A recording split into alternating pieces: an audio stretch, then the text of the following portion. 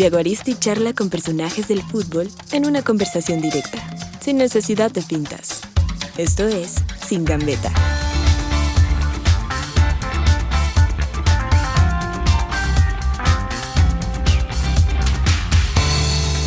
Fútbol sonoro del blog de Tiago Aristi. Hola, esto es Sin Gambeta, una de las secciones del podcast Fútbol Sonoro del blog de Tiago Aristi. Más que una entrevista, proponemos una charla, una conversación humana, sincera, sin gambeta. Y hoy tenemos un invitado muy especial, como siempre, una persona que no solamente conoce, sino que ha trabajado por el fútbol de la costa Caribe, de todo el país, y que en últimas hemos visto su trabajo representado en nuestros ídolos, en nuestros héroes deportivos y en nuestras alegrías de selecciones y de clubes. Don Agustín Garizábalo Almarales, bienvenido a Fútbol Sonoro y a este Sin Gambeta. ¿Cómo está? Muchas gracias, Santiago. Un gran placer poder conversar contigo y con tus oyentes. Bueno, comienzo con su definición barranquillera, soledeña, atlanticense de una charla sin gambeta. ¿Cómo le podríamos llamar en la costa Caribe? Bueno, en la costa sin gambeta es al desnudo. Es una charla completamente libre de secretos. Es una charla espontánea, casual. Entonces, si esta es la idea, pues aquí estoy dispuesto como buen costeño y buen barranquillero. Perfecto, me gusta mucho esa definición y además porque conociendo algo de su vida entendemos que hay mucho color, muchos recuerdos y muchas historias, y comencemos por ahí, esas historias de niño, de soledad, del departamento del Atlántico, de las raíces de la familia. ¿Qué es lo que se le viene a la cabeza cuando mencionamos estos temas o estos tópicos? Bueno, yo nací en la ciudad, en Soledad, un municipio que queda a unos minutos de Barranquilla. Es un municipio muy cercano y mi familia viene de una región del Magdalena, de un pueblo que se llama Sitio Nuevo, Magdalena. Ellos en un momento determinado pues se les inundó el pueblo y muchos de ese pueblo vinieron a Soledad y se instalaron en la primera calle de Soledad donde está el mercado. Entonces eso supone un fabulario, una cantidad de cosas, de imágenes, porque nacer a la orilla del río, del Caño de Soledad, a la orilla del mercado,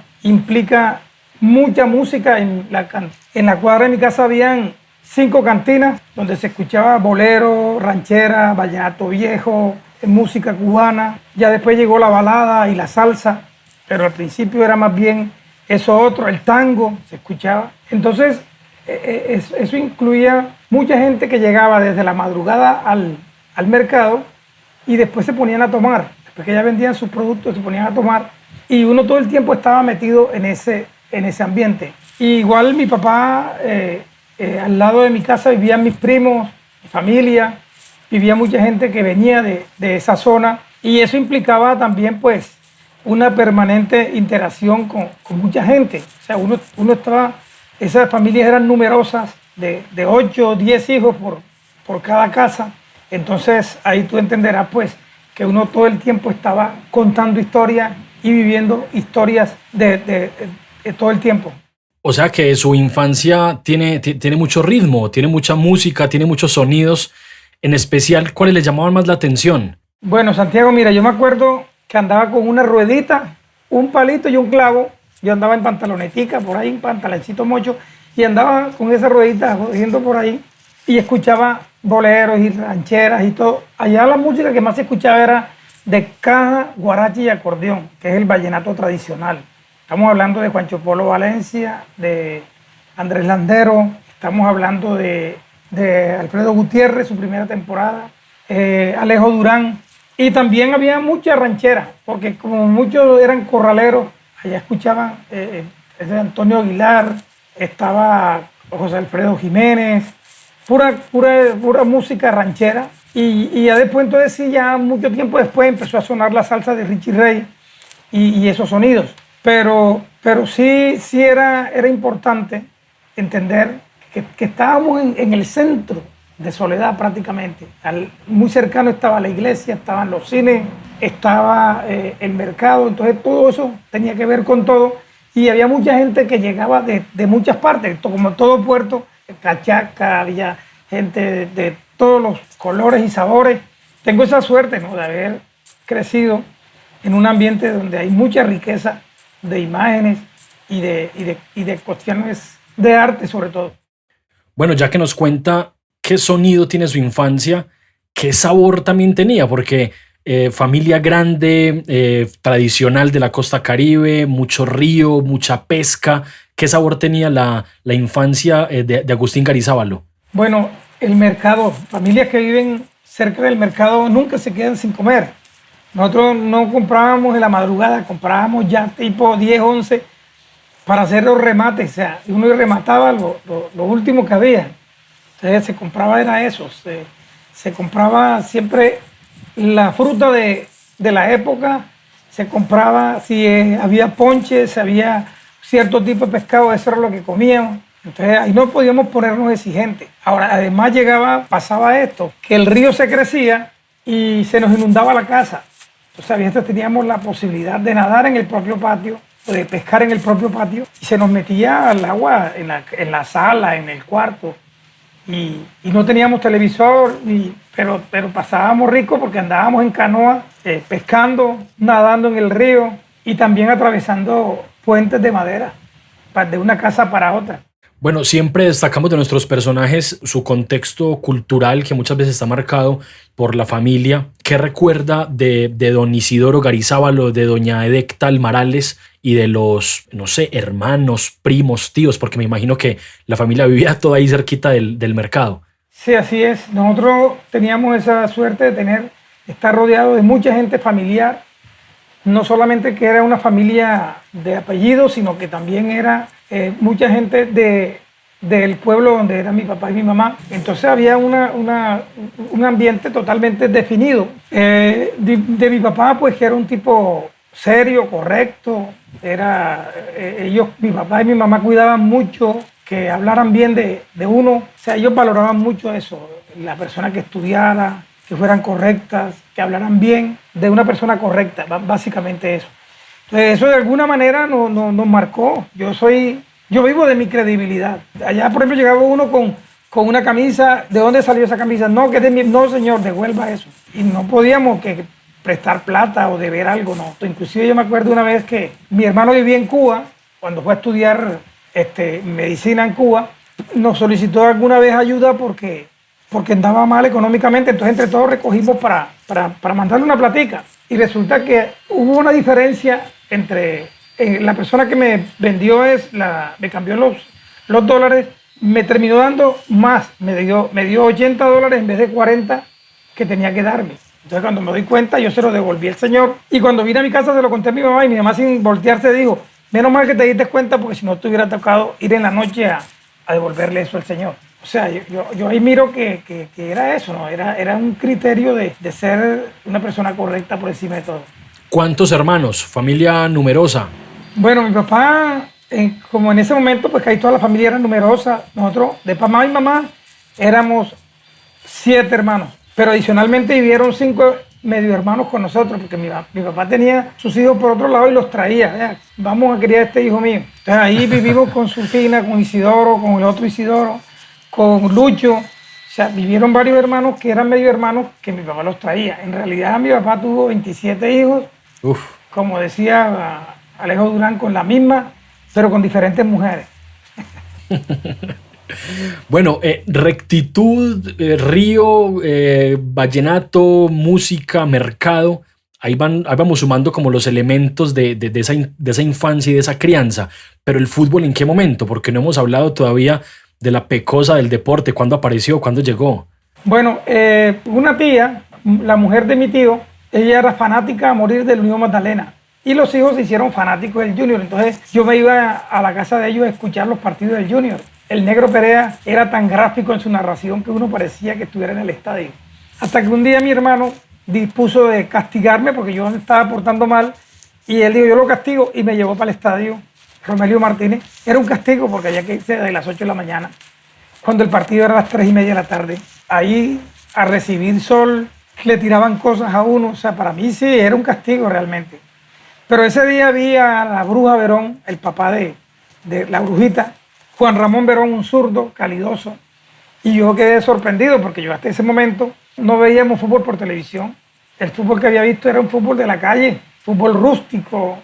E incluso allá en el patio de la casa de mi tía había un espacio grande y ahí se hizo una canchita, entonces ahí jugábamos nosotros, yo jugaba, pero era un fútbol todo torpe, rústico. Yo no asociaba eso con nada artístico, pero cuando yo comencé a ver a la Bruja Verón ya me llamó la atención que una persona pudiese en una cancha realizar todos esos malabares. ¿Qué lo llevó a ser un veedor? ¿De pronto hubo alguna situación de esa época, de niño, de joven, de infancia, que le desarrollara ese don, esa aptitud, esa capacidad de ver más allá, de analizar más allá, de darse cuenta de cosas que de pronto el resto no? Sí, yo creo que influyó mucho una época que estuve enfermo, casi 4 años, donde mi mamá no me dejaba salir. Las 7 plagas de Egipto me dieron. Mi mamá no me dejaba salir y yo siempre estaba en la ventana. De alguna manera me convertí en un chismoso profesional porque yo me enteraba de todo. Veía a los pelados jugando, sabía quién era el bueno, quién era el malo. Entonces yo creo que eso me ayudó a mirar más allá. Y después cuando estaba en el bachillerato, un profesor nos enseñó a eso, a que queríamos escribir, entonces nos mandaba a leer situaciones. Entonces yo creo que todo eso sumado es lo que logra que yo pueda ver un poquito más allá de lo que me muestra la realidad. En realidad yo no veo el fútbol como entrenador, sino como escritor. Yo siempre estoy pensando qué historia puedo contar a partir de lo que estoy viendo. Pero estuvo con jugadores jóvenes en el tema formativo. ¿Cómo fue eso y por qué no lo siguió ejerciendo? Yo caí en el fútbol accidentalmente, porque yo estudié, cuando terminé en el bachillerato en el colegio Instituto Pestalozzi. Ese era un bachillerato bastante exigente. De hecho, los profesores eran los mismos profesores de la Universidad del Atlántico, porque Pestalozzi es el laboratorio de la universidad. Entonces, a nosotros nos enseñaron a aprender, a ser críticos, no solamente a tener el ejercicio de la memoria, sino a dar una opinión, a interpretar las cosas. Estando ahí, pues se me metió la idea de hacer unas crónicas sobre los partidos de los profesores, de partidos de campeonato, y después comencé a hablar de otras cosas, no solamente escribía de fútbol, sino de la realidad estudiantil, de la semana cultural, de todo lo que se propiciaba en ese colegio. Entonces yo salí del bachillerato con la firme convicción de que yo quería ser periodista, pero no necesariamente periodista deportivo. Y resulta que era muy costoso ir a la universidad. Pero una compañera, era cuñada de Gilberto Marenco Béter, un periodista que trabajaba en Diario del Caribe, y él me dijo, no, dile que me dé la hoja de vida. Y yo se la di y me llamaron, pero no para ser periodista, sino para trabajar en ventas. Él me dijo, no seas bobo, métete ahí primero y cuando se dé el chance, entras allá. Pero no, me fue tan bien como vendedor en los primeros 4 años de vendedor puerta a puerta, que los otros 6 años fui jefe de ventas. Yo era el que escogía a los vendedores y era el que organizaba todo lo que tenía que hacerse para la cuestión de ese departamento. Entonces fíjate que estando ahí, patrociné un equipo por mi casa, tenía los medios, comencé a comprarle los uniformes, no sé qué, hasta que alguna vez pues yo iba a verlos. Yo no tenía ningún interés por el fútbol, pero en alguna ocasión el técnico tuvo que irse para otro lado y me tocó a mí como dirigir a los pelados. Entonces yo lo que hice fue que le hice una charla de motivación, de esas charlas motivacionales que uno hace a los vendedores, y ese día el equipo jugó fantástico.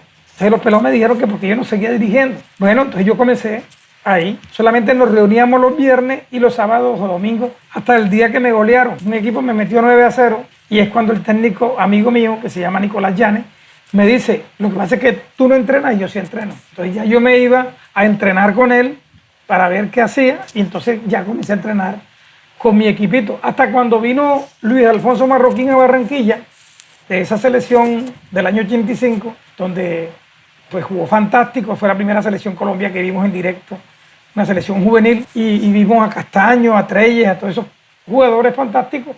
Entonces yo fui al curso con Marroquín y a partir de ahí me destapé, comencé a estudiar, a prepararme y terminé saliéndome del periódico y metiéndome a trabajar en el fútbol.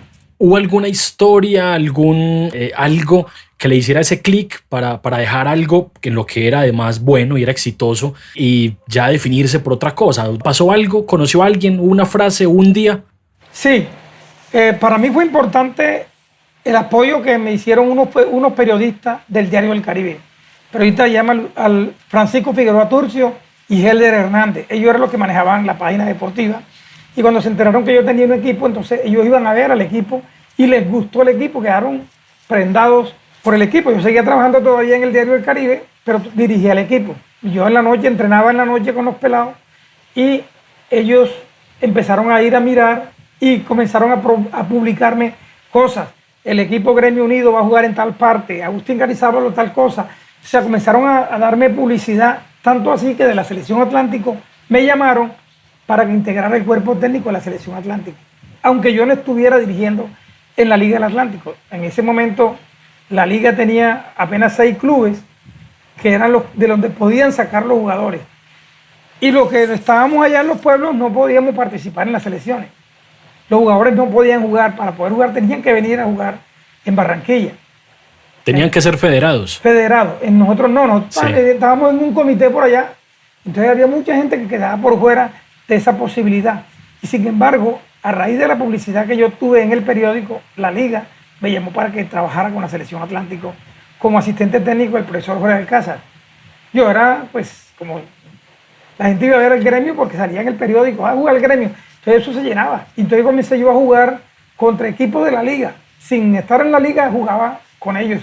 Porque, bueno, los periodistas y los árbitros amigos y tal, me hacían el contacto y yo terminaba jugando con todos esos grandes equipos de la liga. Y bueno, mi equipo se paraba y hacía buenos partidos. Entonces, bueno, cuando me llamaron de la Selección Atlántico, ya yo sí dije, bueno, esto aquí ya no puedo seguir entrenando en la noche. Y tomé la decisión porque yo veía que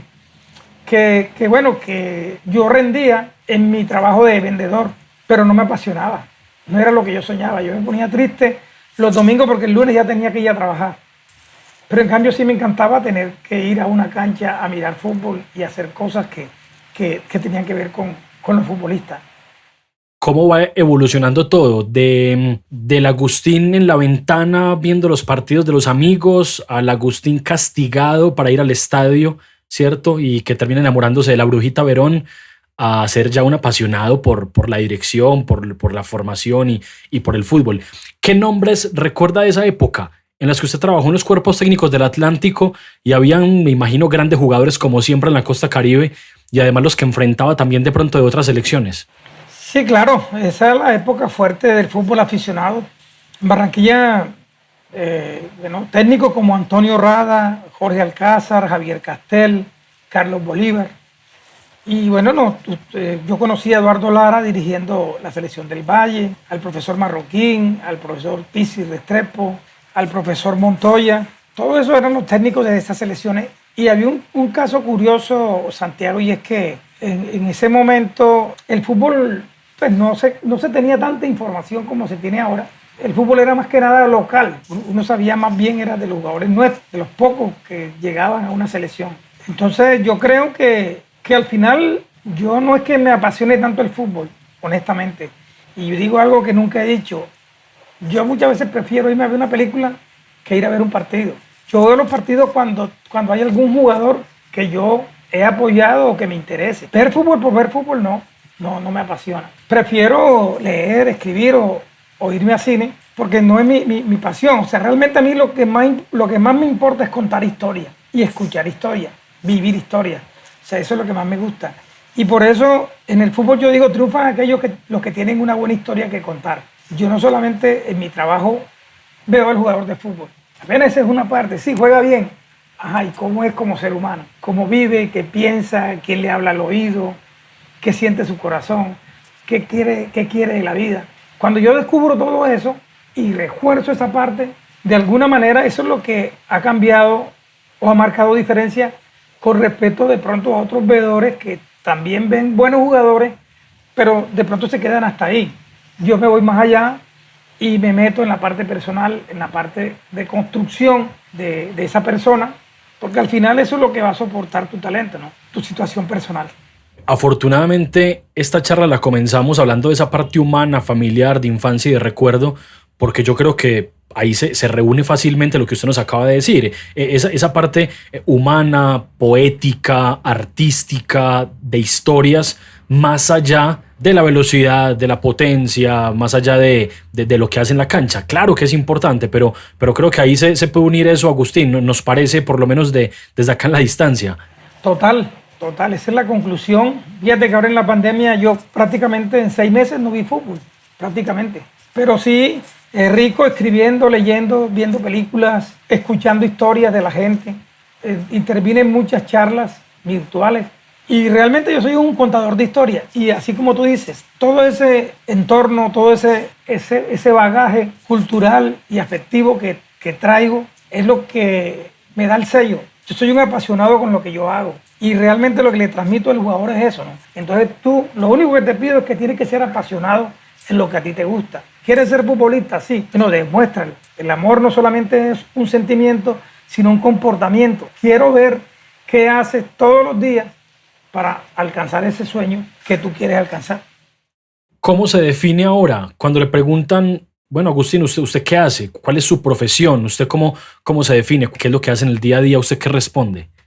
Que soy un comunicador, que mi realmente lo que marca mi carrera es tener esa capacidad de interpretar la realidad y convertirla en un discurso o en un lenguaje de tal forma que la otra persona, en este caso el joven, la familia, perciban ese lenguaje y ellos puedan ver en la realidad esa fantasía que ellos tienen. O sea, puedan llevar a la realidad esa fantasía. Esa es mi función.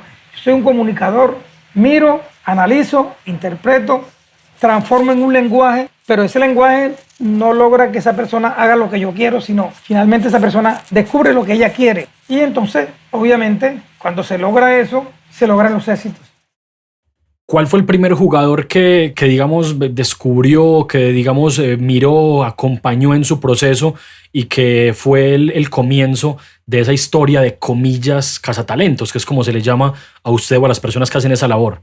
Yo que empecé a hacer ese trabajo de coaching, porque la gente cree que el veedor nada más va a la cancha y ve a un jugador que se llama Santiago y dice, ese juega bien, me lo llevo enseguida. Esa es la primera parte. Mi proceso consta de 3 momentos. El primer momento es la detección y el seguimiento. O sea, yo detecto un jugador que juega bien y comienzo a hacerle un seguimiento. Esa es la primera parte. El jugador de pronto ni se entera que yo lo estoy viendo. La segunda parte ya es el acompañamiento y la intervención. Ya yo empiezo a decir, tienes que entrenar esto, tienes que mejorar tu parte física, tienes que mejorar tu comportamiento. Es todo un proceso. Y la tercera parte es la superveeduría, que es cuando ya el jugador va al club y el jugador durante 1 o 2 años está en el club, todavía en fase de veeduría. Para mí la veeduría termina cuando el jugador ya el Cali lo adquiere, ya pasa a ser jugador del Deportivo Cali. Pero antes está en proceso de veeduría.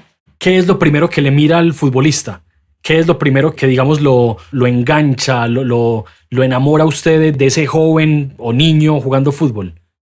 Bueno, como a mí me castigaron y me llevaron a ver a la Bruja Verón, yo quedé impresionado porque vi esa fantasía que el tipo mostraba en la cancha. Yo de alguna manera sigo buscando ese jugador creativo, ese jugador que me sorprende en lo que hace. Y bueno, lo primero que yo veo del jugador de fútbol es que sea técnico, que sea eminentemente técnico. En la costa, jugador nuestro tiene que tener mucha técnica, tiene que ser creativo, tiene que ser inventivo. Entonces eso es lo que a mí me gusta, es lo que yo busco. Ya viene la otra parte, la parte personal. Si ese muchacho tiene realmente el fuelle, tiene el apasionamiento para eso. Como te digo, lo que yo le muestro al jugador es una actitud de que yo soy un apasionado por lo que yo hago. Entonces yo quiero que tú seas un apasionado para lo que tú haces. Si tienes cualidades, pero no le pones pasión, para mí no eres un proyecto importante. De hecho, yo le digo a los muchachos, tú no eres talentoso. Tú naciste con una cualidad especial, una habilidad especial. Se convertirá en talento cuando a esa habilidad especial tú le sumes trabajo, disciplina, conocimiento, carácter, competencia. El resultado es el talento. O sea, el talento realmente es un resultado. Para mí no es una condición innata. Eso es lo que yo miro y lo que yo busco. Que sea alguien que realmente se entregue a lo que él dice querer. Si no lo hace, difícilmente va a triunfar. Hola, ¿qué tal? Soy Tiago Aristi. En nombre de todo el grupo de trabajo del blog y del podcast Fútbol Sonoro, le agradecemos por interesarse en nuestro contenido y por acompañarnos en esta aventura de periodismo y fútbol. Si le gusta lo que hacemos, puede apoyarnos con un aporte, que más que una donación es un café bien caliente y cargado que nos va a sumar fuerzas para seguir. Puede buscar el blog de Tiaguaristi en la plataforma Ko-fi o hacerlo a través del código QR que está en nuestro sitio web. Queremos que este proyecto sea viable, sostenible y que crezca mucho más. Y para eso contamos con usted.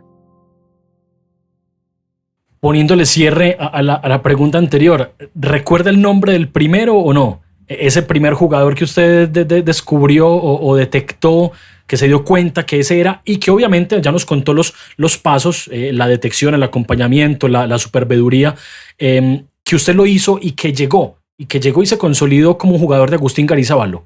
Bueno, increíblemente yo lo hice antes de ser cazatalentos. Lo hice con Ricardo Siciliano. Fue mi primer jugador realmente. Un pelado que yo vi en la selección Atlántico y me pareció diferente, pero en ese momento no lo era. Yo le vi cosas, pero lo vi a futuro, no lo vi ahora. En el momento era suplente en la selección Atlántico. Apenas estaba empezando, nadie le paraba bola, pero yo sí. Entonces me le metí a trabajarlo con él, a mejorarle su condición técnica, a mejorarle su parte personal. Y ese jugador se potenció tanto que terminó jugando en el equipo que yo dirigía, que era Apuestas La Fortuna. De ese equipo había salido Víctor Pacheco, Valenciano, Henry Zambrano, Alex Coma, el Nene Mackenzie. Entonces fíjate de dónde yo estaba. Estaba donde estaba la mata de los grandes jugadores. Entonces yo me acerco a Siciliano, pero Siciliano no tenía esa condición innata, sino que él la adquirió a través del trabajo que hizo. Y ese trabajo se lo realicé yo. Ese fue el primer jugador. Lastimosamente hace un mes falleció y pues fue mi primer descubrimiento realmente, al cual yo le dediqué tiempo y dije, tú vas a hacer. Entonces, bueno, ya después vino Armando Carrillo, Freddy Montero, Pipe Pardo, después Abel Aguilar, después vino Muriel, Michael Ortega, Gustavo Cuellar, Anthony Tapia, Rafael Santos Borré, William Tecillo, Alexis Pérez. Y bueno, la camada nueva que está ahora, dentro de los que sobresale Andrés Juan Arroyo, que está ahorita mismo en la Selección Colombia Sub-20. Grandes nombres, sin duda, en lo que aportan en la parte deportiva, y además también vemos algo en la parte humana y personal que resaltan en muchos de ellos o en todos, y es que por lo menos grandes tipos, a muchos los hemos llegado a conocer. ¿Alguno que se le haya pasado de pronto? Me imagino, alguno que en el momento lo tuvo, lo dirigió, lo vio jugar y que de pronto no, y luego después sí. No, en este momento todavía no me ha pasado. Afortunadamente no. Yo digo que yo apuesto, yo no adivino, sino que yo espero. Yo cuando pongo la firma es cuando el jugador ya ha hecho el proceso. Antes sí, hay pelados que juegan bien, que son goleadores, que esto y lo otro. Yo ahí no he apostado todavía. Yo apuesto es cuando ya yo digo, al Cali este es. Antes no, antes estoy en ese proceso de observación, de acompañamiento, de intervención. Fíjate, yo le cuento a los muchachos una historia de un pintor italiano que hacía unos cuadros muy lindos y los ponía que se secaran al sol. Y un día un amigo se le acercó y le dijo, ¿tú cómo se te ocurre poner ese cuadro ahí? ¿Tú qué quieres, que se lo roben? Y él dijo, falta la firma. Y yo le digo al pelado, falta la firma. Puede ser muy bueno, pero mientras yo no diga, yo no respondo por ti. Entonces es así, o sea, uno siente que el tema mío es acompañar. Yo no estoy diciendo, bueno, vi a este jugador, ya se va para el Cali. No, yo nunca digo eso. Él es el que tiene que demostrarme a mí que le van saliendo alas, y llega un momento en que yo lo empujo y él vuela. Si no le salen alas, no lo empujo nunca. El impulso se lo da el propio jugador. Yo solamente acompaño esperando que le salgan las alas para que pueda finalmente volar. Falta la firma, me voy a quedar con esa, porque es muy real y es muy aplicable y muy viable, yo creo que para tantas cosas. Para ese falta la firma, ¿cuánto pesa? ¿Qué valor le da a la parte humana del joven, teniendo en cuenta que son jóvenes y de pronto niños o adolescentes y que de pronto tienen todavía tanto por aprender, por madurar, por mejorar, pero que usted seguramente en la parte humana y familiar ya detecta cosas? Sí, yo creo que lo más importante para mí, una cualidad importante que debe tener un verdadero talento, es su capacidad para escuchar. Ese muchacho que te pregunta, bueno, ¿y ahora qué hago? ¿Qué tengo que hacer hoy? Ese que no cree que ya es, sino que está en construcción. Ese que yo le digo una cosa y el hombre trata enseguida de mejorar. Porque él sabe que yo vengo pues, de una estructura como el Deportivo Cali. Entonces ya nosotros sabemos cómo es la cosa. Ya yo tengo una trayectoria que me permite a mí decirle, mejora esta parte, ojo con esto, léete esta parte. O sea, si yo veo que el pelado está ávido de, bueno, ¿qué tengo que hacer?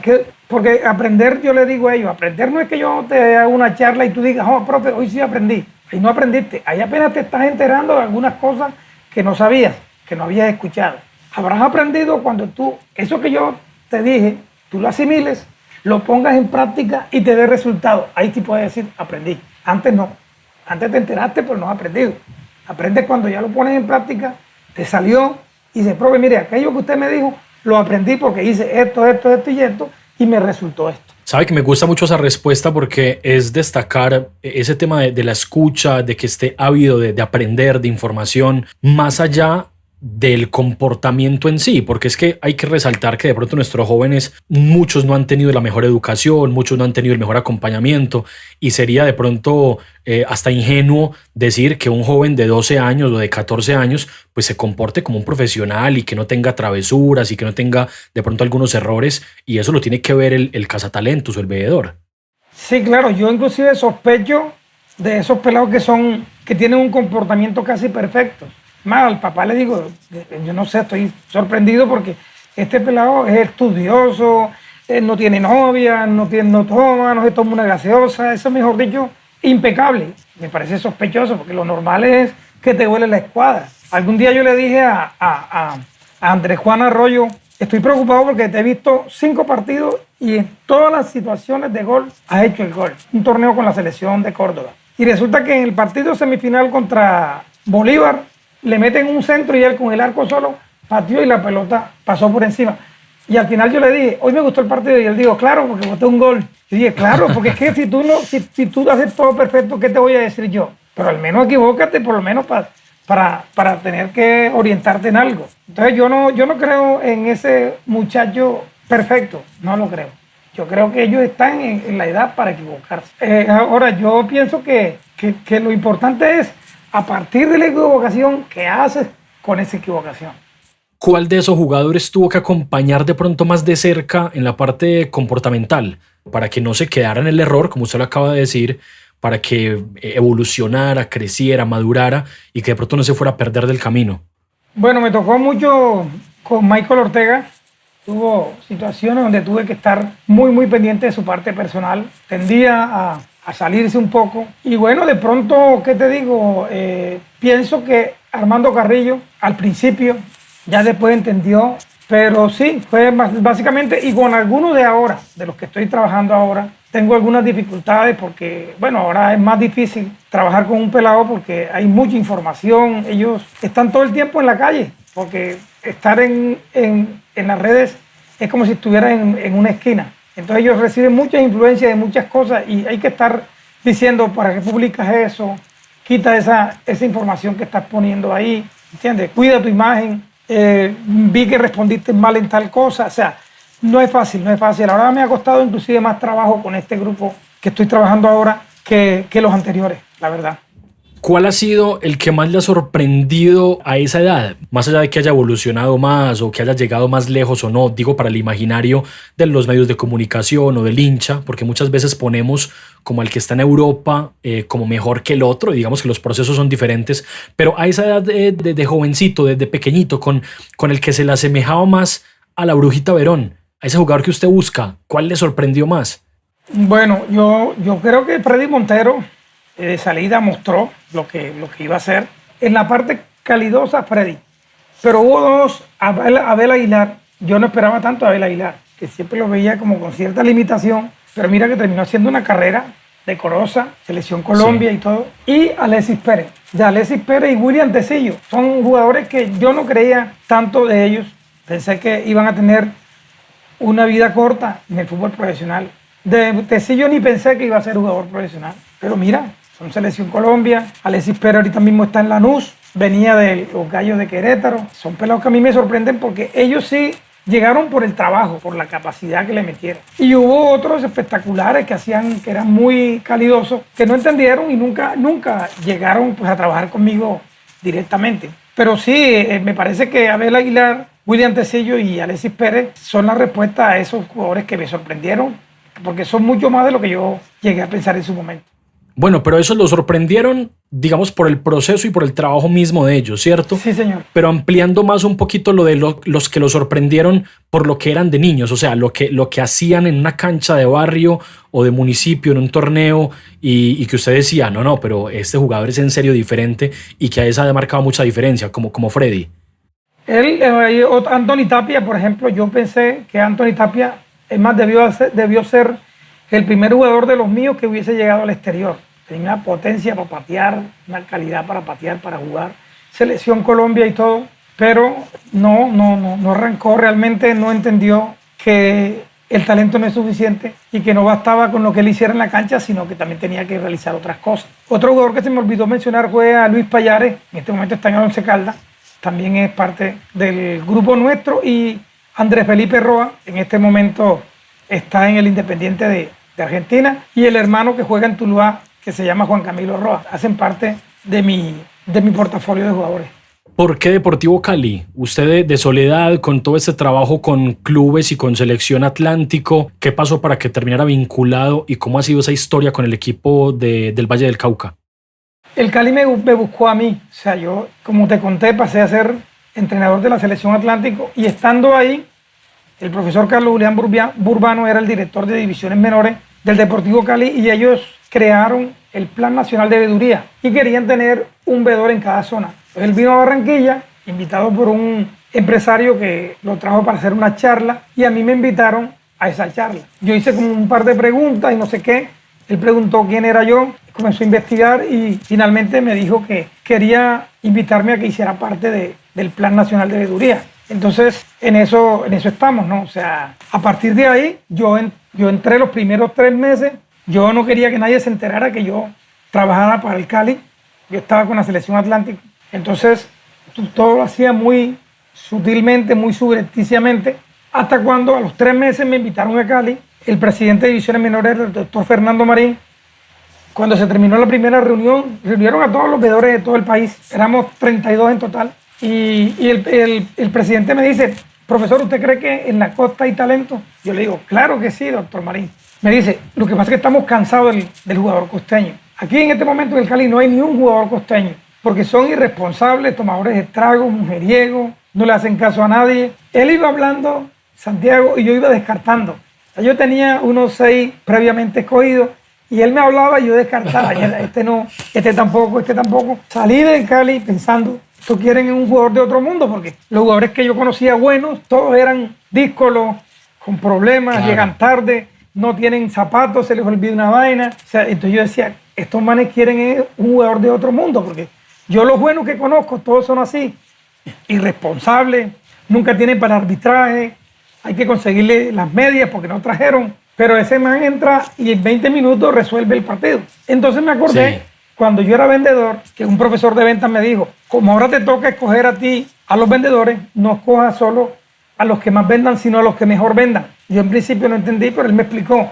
Lo que pasa es que el que más vende de pronto te trae 200 suscripciones en un mes, pero cuando vas a renovar dentro de 6 meses, de esas 200 solamente te renuevan 100. O sea, perdiste 100, porque él vendió mal. Él engañó, dijo cosas que no se iban a cumplir y la gente termina cancelando eso. El otro no te vendió 200, te vendió 150, pero te renuevan 140. Entonces ese vendió mejor. Entendí eso y por eso con el futbolista me cuido de conocer lo mínimo de su historia. Voy a su casa, cómo vive, qué piensa, quién le habla al oído, si lo respalda la familia o no, si la novia es una buena influencia o no, si los amigos son una buena influencia o no. Entonces finalmente pienso que los que triunfan son aquellos que tienen una buena historia que contar. Yo me imagino en Barranquilla, sobre todo en el Junior, ¿le habrán hablado alguna vez? Le habrán preguntado, bueno, Agustín, venga a trabajar con nosotros, usted es parte de nuestro departamento, de nuestra historia del fútbol del Atlántico. ¿Cómo lo ha tomado usted? Porque es llevar el talento de una zona a otra zona que se vuelve, digamos, competencia. Yo fui 17 veces entrenador de la Selección Atlántico. En la mayoría de las veces como asistente, como asesor. Fui 3 veces técnico en propiedad. Entonces mi relación con Junior era con los jugadores de Junior que venían a las selecciones. A mí sí me conocían y sabían que yo era un buen entrenador. Pero en Junior nadie de pronto descubrió eso que vio Burbano. Y digo que Burbano me descubrió a mí.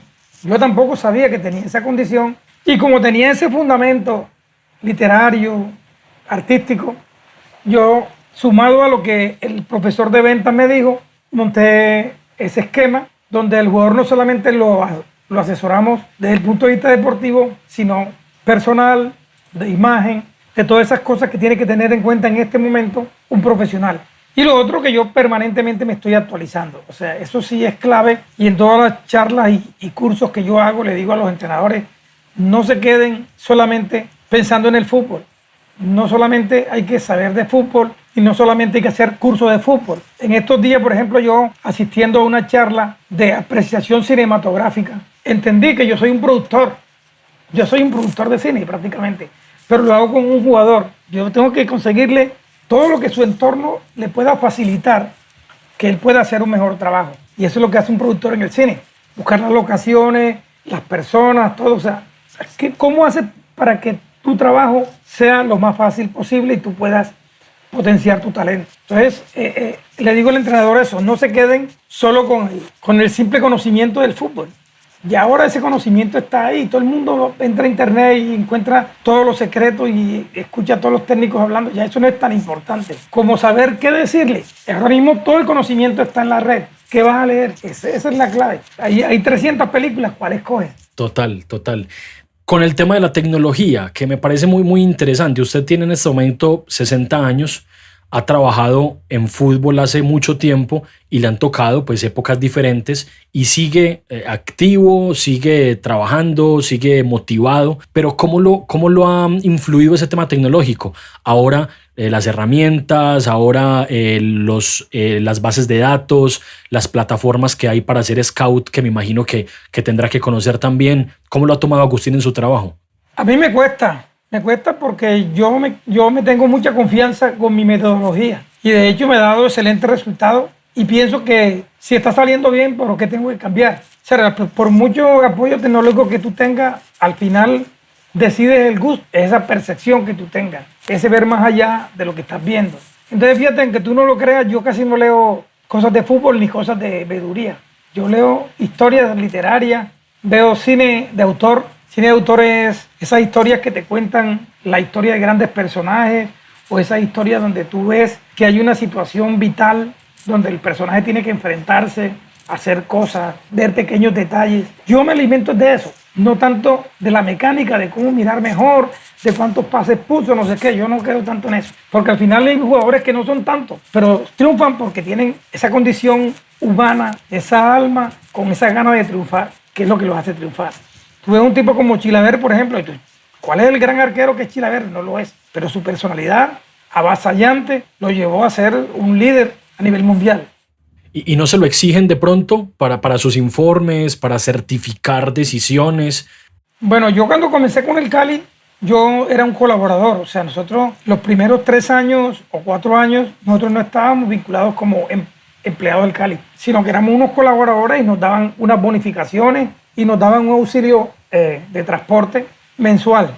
Cuando ya me llaman, porque hubo un equipo profesional que me ofreció hacerme un contrato, yo hablo con el presidente del Cali, que era Humberto Arias, y él me dice: no, bro, vamos a contratarte. Entonces yo les digo a ellos: bueno, yo acepto el contrato porque yo también quiero estar más cómodo, obviamente. Quiero tener mis prestaciones y todo, pero yo sigo trabajando como vengo trabajando, y siempre se ha respetado eso. En mi trabajo, prácticamente yo soy el que digo cómo se hacen las cosas. ¿Entiendes? Yo entrego resultados. Es más, logré que el Cali me tuviera en cuenta para una bonificación sobre resultados. A mí me iban a aumentar el sueldo 3 veces más de lo que yo me ganaba. Yo dije: no me aumenten el sueldo, déjenme así. Porque si hay un técnico que gana 2,5 millones, ¿yo cómo me voy a ganar 5? Yo me gano 2,5 millones también. Pero cuando obtengamos resultados, me dan una comisión de éxito, que se llama así. Entonces yo logré eso. En este momento, en lo que a mí concierne, prácticamente, bueno, sí, me ponen unas pautas, necesitamos ciertas características, ¿cierto? Pero acá yo soy quien decide cuál es el jugador que se acerca al Deportivo Cali, porque, bueno, como ha dado resultados y ellos ven que yo tengo criterios para mis cosas, me han respetado eso. Y hasta ahora, pues, ha sido un buen matrimonio. El Cali realmente se ha beneficiado de mi trabajo y yo me he beneficiado del Deportivo Cali, tanto económicamente como profesionalmente, porque he recibido mucha formación y mucha información de los entrenadores, de mis jefes, de los dirigentes y del entorno del Deportivo Cali como club. Hablamos de que en Colombia, en el mundo del fútbol hay mucha información y cada vez hay más información. Y como hay tanta información, todos hablamos, todos opinamos. Y hay algunas frases que me parece que son muy generalizadas y que de pronto tienen, mucho de debate y que no pueden ser aceptadas así como así. Y una de ellas es que el futbolista colombiano no tiene cabeza. Se dice abiertamente, se asegura. ¿Usted qué piensa de eso? Bueno, que eso era la idea general. Realmente no teníamos buenos ejemplos. Y ahora sí, ya ahora podemos hablar de un Falcao, por ejemplo, que ya es un modelo de comportamiento. Ya hay una cantidad de jugadores que están en el fútbol del exterior y son ejemplos en su comportamiento. Entonces, yo no creo tanto. Yo lo que creo es que el pelado hay que intervenirlo más temprano que tarde. El tema de antes era que el pelado le ponía cuidado cuando ya tenía 18 años y ya era el gran jugador en la cancha, pero tenía una serie de hábitos que no le ayudaban para nada. Si eso lo comenzamos a hacer desde niños, ya hay chicos de los 12 años que yo estoy siguiendo, el Cali también trabaja mucho en ese tema, el tema del estudio, tienen que estudiar por obligación. Realmente lo que importa es que adquiera esos hábitos, porque esos hábitos son los que te sostienen realmente. Agustín, qué gusto escucharlo y compartir con usted esos conceptos de fútbol. Yo creo que a mucha gente le van a interesar y le van a gustar mucho. Yo quiero que cerremos hablando un poquito de la vida y sobre todo esa parte de cotidianidad y esa parte incluso artística que me llamó tanto la atención. ¿Qué le gusta leer? ¿Qué mantiene ahí en la mesa de noche para leer cuando tiene tiempo o antes de dormir? Bueno, curiosamente yo no soy tanto de leer libros. Sí, leo libros de vez en cuando, pues le estoy leyendo a Saramago ahorita, a Steinberg. Leo mucho literatura latinoamericana, García Márquez, Borges, Cortázar, el peruano Vargas Llosa. Ahorita hace poco leí a Carlos Fuentes, leí también a Alejo Carpentier. Me gusta mucho la literatura latinoamericana porque es muy visual, es muy mágica. Y porque cuando yo comencé a interesarme por la literatura, estaba en el bachillerato y precisamente estábamos en literatura latinoamericana.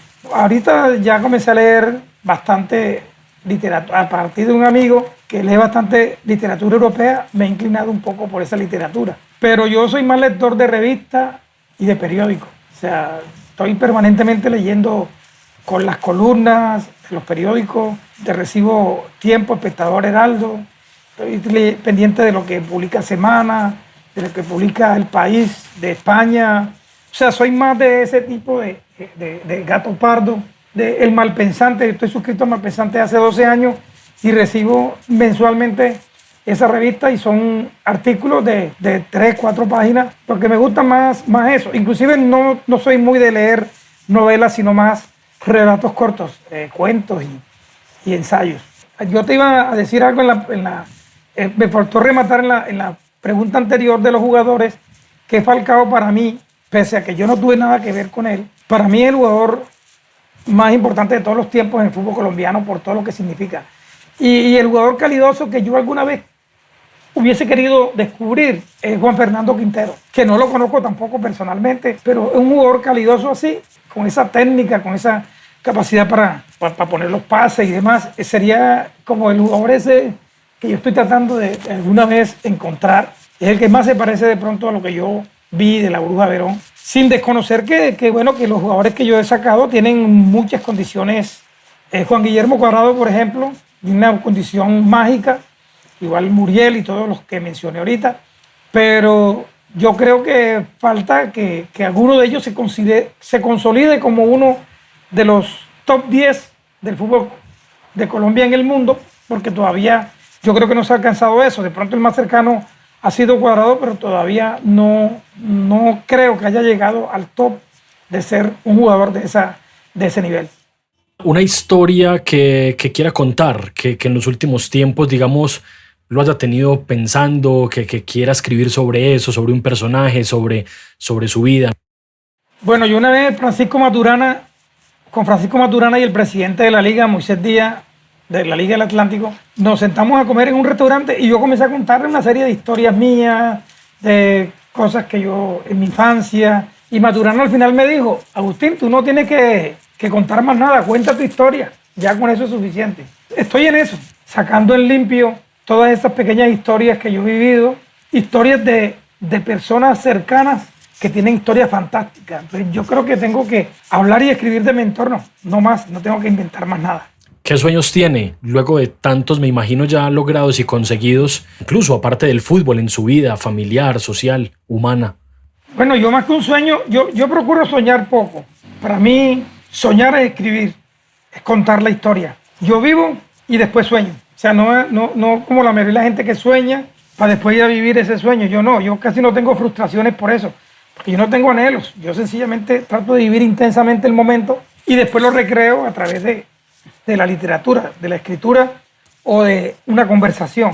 Para mí soñar es eso. Pero sí quisiera poder, no como un sueño, sino llevarlo a la realidad, poder organizar todas estas historias, terminar de escribirlas y organizarlas como unos folletos o unos libros para que pues, le quede a la gente, para que el padre de familia pueda apoyarse ahí, el jugador de fútbol pueda encontrar esas historias. Que bueno, ahora con la pandemia se ha reproducido y mucha gente ni me conocía, ni sabía que yo manejaba este discurso, pero con esto se pudo hacer, mucha gente se sorprendió al encontrar eso. Y la escritura, chévere sería poder de pronto en diciembre o el otro año tener unos 10 libritos de todas esas historias que yo he ido contando. Es lo único, pero yo no lo considero un sueño porque sencillamente hay que hacerlo, ya eso está ahí. Bueno, yo quiero que nos despidamos con una recomendación suya de un vallenato, algo así con muy buena letra, que lo motive, que lo inspire y agradeciéndole obviamente estar con nosotros en esta charla. Un gusto para Fútbol Sonoro y para mí especialmente. Gracias, Santiago, también fue un placer poder compartir todo esto. Me pusiste a hablar de cosas que normalmente uno no habla y te agradezco porque fue un encuentro conmigo mismo. Aunque tú no lo creas, no soy muy fanático del vallenato. Me gustan vallenatos, sí, buenos vallenatos, pero no soy más inclinado hacia el bolero, hacia la balada. Pero si me pide un vallenato, hay uno que me encanta mucho, que se llama... O cambiémoslo, porque yo me quedo con vallenato porque digamos que hablamos hace rato de acordeón, caja, pero no lo podemos cambiar claramente. Si usted nos dice que un bolero o que otro tipo de género, claro, usted es el que manda. Bueno, mira, vamos a hacer una cosa. Yo te voy a dar... El vallenato el vallenato que más me gusta a mí, que lo pido siempre, tierra de acordeones, de los Zuleta. Y de los boleros, hay una canción de Tito Rodríguez que se llama Si te contara. Es una canción que me encanta. Y bueno, de la balada, yo creo que la canción más importante de la balada se llama Amigo, de Roberto Carlos. Se llama Tierra de Cantores, el vallenato, se llama Tierra de Cantores. Tierra de Cantores, muy bien, con esas recomendaciones que la vamos a escuchar claramente. Yo me iré de una vez a escucharlo. Le agradecemos mucho. La verdad que hace rato, como se lo dijimos, queríamos conversar con usted. Ha sido muy, muy abierto y muy amable para tener esta charla con nosotros y queríamos compartir este tipo de charlas sin gambeta, al desnudo, como usted nos lo dijo, de una forma tranquila, directa, humana y sincera sobre quién es Agustín, sobre qué ha hecho, sobre lo que quiere hacer y sobre lo que piensa de este fútbol y de este mundo. Le agradecemos mucho. Muchas gracias, Santiago, gracias. Y la verdad, como conclusión final te digo, uno tiene que vivir el día. O sea, uno no sabe en qué momento va a dejar este barco, entonces por eso hay que vivir intensamente lo que uno hace. Yo me puedo morir hoy tranquilamente, que no me voy debiéndole nada a nadie, ni ansiando nada que no haya podido disfrutar. Muy bien, esto es Sin Gambeta, como siempre, personajes, historias, anécdotas, mucho fútbol, esta vez con Agustín Garizábalo Almarales desde Soledad Atlántico para todos ustedes. Un abrazo. En Fútbol Sonoro queremos contar más historias y esperamos hacerlo juntos. Recuerde que puede unirse a nuestra comunidad invitándonos a un café a través de la plataforma Ko-fi o por medio del código QR en el blog de tiaguaristi.com. Si tiene otra forma de apoyarnos o desea pautar en nuestros contenidos, escríbanos a través de las redes sociales. Cualquier aporte, incluida su difusión, tendrá un gran valor para nosotros. Esto es Sin Gambeta, fútbol sonoro del blog de Tiaguaristi. Escúchanos en Spotify, Apple Podcast, iVoox, Deezer, Google Podcast y Spreaker. Producción y realización Juan David Villa y Santiago Aristizábal. Visita www.elblogdetiaguaristi.com para fútbol escrito.